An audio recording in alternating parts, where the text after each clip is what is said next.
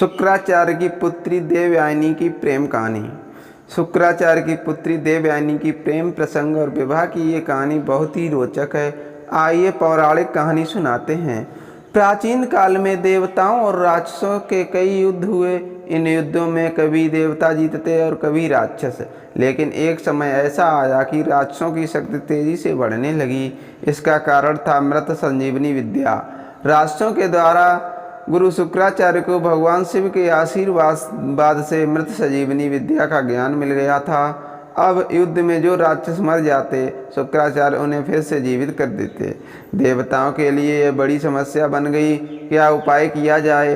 देवताओं के गुरु बृहस्पति भी इस विद्या से अनजान थे। देवगुरु बृहस्पति को एक उपाय सूझा। उन्होंने अपने पुत्र कच्छ से कहा कि वो जाकर गुरु शुक्राचार्य का शिष्य बन जाए और मृत संजीवनी विद्या सीखने का प्रयास करे। बृहस्पति जानते थे कि यह कार्य इतना आसान नहीं होगा। उन्होंने अपने पुत्र कच्छ से कहा कि अगर वो किसी प्रकार शुक्राचार्य की सुंदरी पुत्री देवयानी को प्रभावित या आकर्षित कर लेता है तो संभवतः काम आसान हो जाए। कच्छ और देवयानी कच्छ जाकर गुरु शुक्राचार्य का शिष्य बन गया। कच्छ एक तेजस्वी युवक था। देवयानी कच्छ को मन ही मन चाहने लगी, पर यह बात उसने किसी से नहीं कही। इसी बीच राक्षसों को यह बात पता चल गई कि देवताओं के गुरु का पुत्र कच्छ शुक्राचार्य से शिक्षा ले रहा है। राक्षस समझ गए कि कच्छ का उद्देश्य तो मृत संजीवनी विद्या का ज्ञान पाना है। राक्षसों ने निर्णय लिया कि कच्छ का जीवित रहना विनाशकारी हो सकता है, अतः वो चुपचाप कच्छ को मारने की योजना बनाने लगे। एक दिन राक्षसों ने कच्छ को पकड़कर उसका वध कर दिया। देवयानी ने जब यह जाना तो उसने रो रो कर पिता से कच्छ को पुनर्जीवित करने की याचना की। शुक्राचार्य देवयानी का कच्छ के प्रति प्रेम समझ गए। हार कर उन्होंने कच्छ को जीवित कर दिया। इस बात से राक्षस चिढ़ गए। उन्होंने कुछ दिन बाद पुनः कच्छ को मृत्यु के घाट उतार दिया। लेकिन शुक्राचार्य भी क्या करते, पुत्री मोह में उन्हें पुनः कच्छ को जीवित करना पड़ा। अब तो राक्षस क्रोधित ही हो गए। उन्होंने सोचा जो भी हो जाए कच्छ को रास्ते से हटाना होगा। उन्होंने तीसरी बार कच्छ को मार डाला। इस बार राक्षसों ने चालाकी की। राक्षसों ने कच्छ को मारकर उसके शरीर को जला दिया और राख को एक पेय में मिलाकर अपने गुरु शुक्राचार्य को ही पिला दिया। राक्षसों ने सोचा चलो अब तो छुट्टी हो गई कच्छ की। लेकिन देवयानी ने जब कच्छ को कहीं नहीं पाया तो वो समझ गई कि क्या हुआ होगा। देवयानी ने पुनः अपने पिता शुक्राचार्य से विनती की कि वो कच्छ को पता करें। शुक्राचार्य महान ऋषि थे। उन्होंने अपने तपोबल की शक्ति से कच्छ का आवाहन किया तो उन्हें खुद के पेट से कच्छ की आवाज़ आई। शुक्राचार्य दुविधा में पड़ गई। अगर वो कच्छ को जीवित करते हैं तो वो स्वयं मर जाएंगे। अतः उन्होंने कच्छ की आत्मा को मृत संजीवनी का ज्ञान दे दिया। कच्छ अपने गुरु शुक्राचार्य का पेट फाड़कर बाहर आ गया और शुक्राचार्य मर गए। कच्छ ने मृत संजीवनी विद्या का प्रयोग किया और गुरु शुक्राचार्य को जीवित कर दिया। देवयानी और कच्छ ने शुक्राचार्य को जीवित करके शिष्य के धर्म को निभाया। अतः शुक्राचार्य ने कच्छ को आशीर्वाद दिया। देवयानी कच्छ को देखकर अत्यंत प्रसन्न हुई और उसने कच्छ से विवाह करने की इच्छा जताई। जवाब में कच्छ ने सत्य का उद्घाटन किया। यहाँ आने का उसका उद्देश्य मृत संजीवनी विद्या का ज्ञान तो पूरा हो चुका। अब वो वापस देवलोक जा रहा है। इसके साथ ही कच्छ ने यह भी कहा कि चूंकि वो शुक्राचार्य के पेट से निकला है अतः शुक्राचार्य उसके पिता समान हुए। इस प्रकार देवयानी कच्छ की बहन हुई, इसीलिए वो अपनी बहन से शादी कैसे कर सकता है। देवयानी को इस बात से गहरा आघात पहुंचा। क्रोध और शोक में देवयानी ने कच्छ को श्राप दिया कि वो कभी भी मृत संजीवनी विद्या का प्रयोग नहीं कर पाएगा। कच्छ इस बात से चकित रह गया। चिढ़कर उसने भी देवयानी को श्राप दिया कि वो जिस भी व्यक्ति से विवाह करेगी उसका चरित्र अच्छा नहीं होगा। शर्मिष्ठा और देवयानी कच्छ के चले जाने के बाद देवयानी विदित मन से जीवन व्यतीत करने लगी। एक दिन देवयानी राजकुमारी शर्मिष्ठा के साथ वन में स्नान करने गई। राजकुमारी शर्मिष्ठा असुर राजा वृषपर्वा की पुत्री थी। राजा वृषपर्वा और शुक्राचार्य का बहुत सम्मान करते थे और उन्होंने मुख्य सलाहकार नियुक्त किए थे। इसी कारण देवयानी और शर्मिष्ठा में पहचान और दोस्ती थी। जब लड़कियां स्नान कर रही थीं तो जोर ही हवा चली, जिससे नदी के बाहर रखे अनेक सूखे कपड़े इधर उधर बिखरने लगे। जब देवयानी ने नदी से बाहर आकर कपड़े पहने तो गलती से उसने शर्मिष्ठा के वस्त्र पहन लिए। हवा की वजह से कपड़े आपस में मिल गए थे, अतः देवयानी से यह भूल हो गई। शर्मिष्ठा ने जब यह देखा कि देवयानी ने उसके वस्त्र पहन लिए तो उसने चिढ़कर कहा, राजकुमारी के कपड़े पहनने से तुम राजकुमारी नहीं बन जाओगी। तुम्हारे पिता मेरे पिता के सेवक ही हैं तो तुम भी सेविका ही हो। देवयानी एक अति सुंदर युवती थी। राजकुमारी के वस्त्र पहनने से उसकी सुंदरता और भी बढ़ गई थी। शर्मिष्ठा भी रूपवती थी, पर उसे देवयानी के स्त्री स्वभाव वश जलन हुई। स्नान करके लौटते समय गुस्से और जलन से भरी शर्मिष्ठा ने देवयानी को एक सूखे कुएं में धकेल दिया और अपनी दासियों के साथ वापस नगर आ गई। कुआं बहुत गहरा नहीं था, अतः देवयानी बच तो गई, लेकिन वो उस कुएं से बाहर नहीं निकल पाई। गिरने से लगी चोट से कराहती देवयानी बचाव की गुहार लगाने लगी। संयोगवश उसी जंगल में युवा राजा ययात शिकार खेल रहे थे। राजा ययात महान प्रतापी राजा न्यूस के पुत्र थे। जब ययात कुएं के पास से गुजरे तो उन्होंने देवयानी की करुण पुकार सुनी। राजा ययात ने देवयानी का हाथ पकड़कर कुएं से बाहर निकालकर उसकी प्राण रक्षा की। देवयानी और ययात राजा ययात एक सुदर्शन पुरुष थे।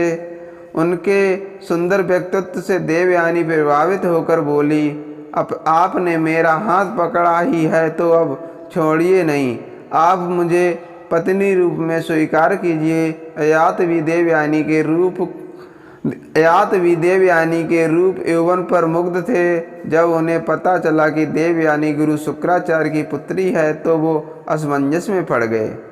ययात ने देवयानी से कहा कि यद्यपि वो देवयानी से विवाह करना चाहते हैं पर गुरु शुक्राचार्य को यह संबंध स्वीकार नहीं होगा, अतः मैं यह विवाह करने में असमर्थ हूँ। यह कहकर दुखी मन से राजा ययात ने देवयानी से विदा ली। जीवन में पुनः दूसरी बार देवयानी का तिरस्कार हुआ। अपमान दुख शोक के सागर में डूबी देवयानी वहीं कुएं के पास बैठकर रोने लगी। उधर जब शाम ढले देवयानी जंगल से वापस नहीं आई तो शुक्राचार्य को चिंता हुई। शुक्राचार्य देवयानी को खोजने निकल पड़े। वन में जब उन्हें देवयानी मिली तो उसकी हालत देखकर उन्हें बहुत दुख हुआ। देवयानी के कपड़े गंदे, शरीर में चोट लगी और सुंदर मुख अश्रुओं में डूबा हुआ। अपनी प्रिय पुत्री की यह दशा देखकर शुक्राचार्य बहुत दुखी हुए। उन्होंने देवयानी से पूछा कि उसकी इस दयनीय स्थिति के लिए कौन उत्तरदायी है। देवयानी ने राजकुमारी शर्मिष्ठा की बात बताई और कहा कि राजकुमारी ने मुझे एक सेवक की पुत्री का और मेरा अपमान किया। मैं यहाँ से तब तक नहीं हिलूंगी जब तक राजकुमारी शर्मिष्ठा मेरी दासी नहीं बन जाती। यह एक अवांछित इच्छा थी, पर गुरु शुक्राचार्य इस स्थिति में अपनी प्रिय पुत्री को ना कैसे कहते। शुक्राचार्य ने राजा वृषपर्वा को संदेश भेजा कि वो उनके राज्य में वापस ही नहीं लौटेंगे अगर देवयानी के इच्छा अनुसार राजकुमारी शर्मिष्ठा देवयानी की सेविका नहीं बनी। तो राजा वृषपर्वा यह बात जानते हैं कि गुरु शुक्राचार्य के बिना असुरों का पतन निश्चित था। राजकुमारी शर्मिष्ठा भी यह बात जानती थी, अतः अपने वंश और राक्षस जाति के लिए उसने आखिरकार देवयानी की सेविका बनना स्वीकार कर लिया। देवयानी, शर्मिष्ठा और राजा ययात दिन दिन बीतने लगे। एक दिन देवयानी उसी वन में घूम रही थी कि पुनः उसकी मुलाकात राजा ययाति से हो गई। देवयानी और ययाति दोनों एक दूसरे को देखकर अत्यंत प्रसन्न हुए। इस बार देवयानी ययाति को अपने साथ लेकर पिता शुक्राचार्य के पास पहुंची और ययाति से विवाह करने की इच्छा व्यक्त की।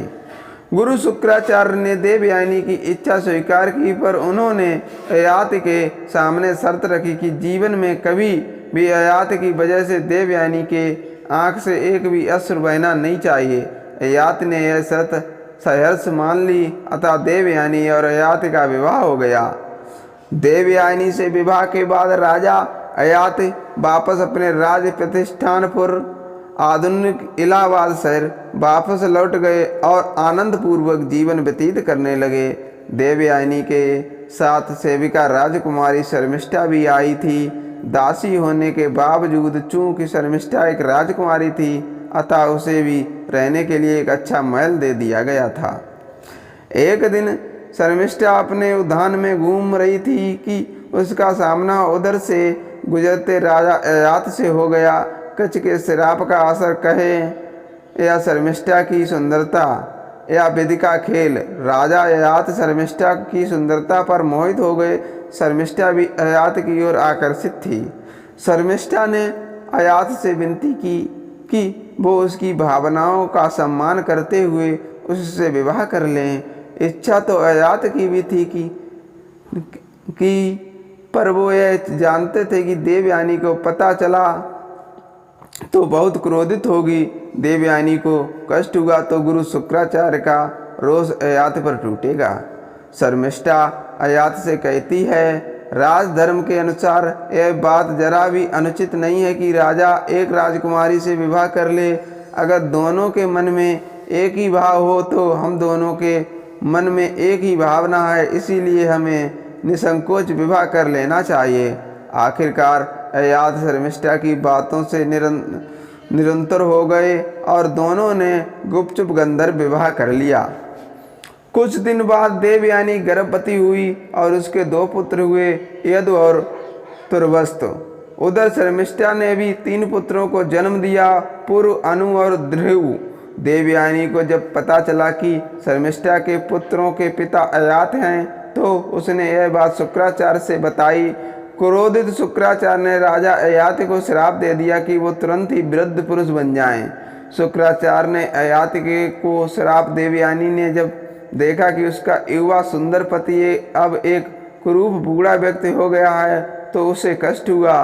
देवयानी ने पिता शुक्राचार्य से विनती की कि वो अपना श्राप वापस ले लें। शुक्राचार्य बोले, मेरा श्राप तो वापस नहीं हो सकता। हाँ, अगर ययाति का कोई पुत्र अपनी इच्छा से अपना यौवन ययाति को दे दे तो ययाति फिर से युवा हो जाएगा। भोग में डूबे ययाति का मन यौवन के आनंद से भरा नहीं था। वो बड़े आत्मविश्वास से अपने बड़े पुत्र यदु के पास गया और यौवन देने की बात कही। यदु ने ययाति को मना कर दिया। इसी प्रकार तुर्वस्त, अनु, ध्रुव ने भी ययाति के आग्रह को ठुकरा दिया। अंत में ययाति ने अपने सबसे छोटे पुत्र पुर से याचना की। पुर ने सहर्ष अपने पिता की बात मान ली और यौवन दे दिया। उसी पल ययाति पुनः युवा बन गए और पुर एक वृद्ध व्यक्ति बन गया। ययाति ने आनंद पूर्वक 100 साल तक यौवन का उपभोग किया। 100 वर्ष पूरे होने के बाद भी ययाति ने जब अपने को बड़े असंतुष्ट पाया तो वह सोच में पड़ गया। उसे समझ आया कि इच्छाओं का कोई अंत नहीं है। लाख मन की कर लो मगर फिर भी कोई नई इच्छा पैदा हो जाती है। ऐसे कामनाओं के पीछे भावना व्यर्थ है। अतः ययाति ने अपने पुत्र पुर के पास वापस जाकर उसका यौवन वापस करने की सोची। जब पुर को अपने पिता ययाति की इच्छा पता चली तो उसने कहा, अपने पिता की आज्ञा का पालन तो मेरा कर्तव्य था। आप अगर चाहें तो कुछ समय और आनंद भोग करें, मुझे कोई कष्ट नहीं है। ययाति ने जब यह बात सुनी तो उन्हें बहुत ग्लानि हुई। ययाति पुर की उदारता से बहुत प्रभावित हुए और सबसे छोटा होने के बावजूद उन्होंने पुर को अपना उत्तराधिकारी घोषित कर दिया। ययाति ने पुर को उसका यौवन वापस लौटा दिया। पुनः वृद्ध रूप में आकर ययाति देवयानी और शर्मिष्ठा के साथ राज्य छोड़कर वनप्रस्थ हो गए। आगे चलकर राजा ययाति के 5 पुत्रों ने 5 महानतम वंश का निर्माण किया।